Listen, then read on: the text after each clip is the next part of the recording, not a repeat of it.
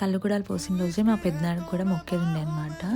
ఇలా ఎప్పుడు చేయలేదు, ఇది ఫస్ట్ టైం అనమాట ఇలా వచ్చింది. అంటే డేట్ 2 ఒకటేసారి రావడము ఇదే ఫస్ట్ టైము. యాక్చువల్లీ ఇలా చేయకూడదంట, కాకపోతే మాకు ఇంకా వేరే ఆప్షన్ లేక తిథి అదే రోజు రావడంతో మేము ఇలా మొక్కాల్సింది వచ్చింది. అంటే 2 కార్యక్రమాలు ఒకటే రోజు చేసుకున్నాము. దానికి తోడు ఇంకా అప్పుడప్పుడే న్యూస్ వచ్చిందనమాట చికెన్ తినకూడదనేసి. అంటే కళ్ళు గుడాలు పోస్తే ఖచ్చితంగా కోని కోయాలి.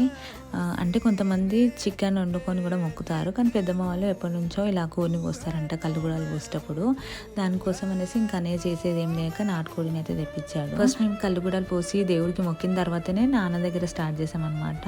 అంటే బియ్యం వేయడం స్టార్ట్ చేసాము. ఇంకా అక్కడ కూడా మొక్కిన తర్వాత గోరి దగ్గరికి అయితే వెళ్ళాము. అంటే ఇవన్నీ ఇంకా మా రిలేటివ్స్ అనమాట, అక్కడ ఉన్న గోర్లన్నీ. ఇక్కడ మొక్కేసిన తర్వాత ఇంక ఇంటికైతే వెళ్ళినాము. మాకు ఏ చిన్న ఒకేషన్ వచ్చినా కానీ ఫస్ట్ అయితే కళ్ళు ఉంటుంది, సో ఇంకా కళ్ళు అయితే తాగేసినాము.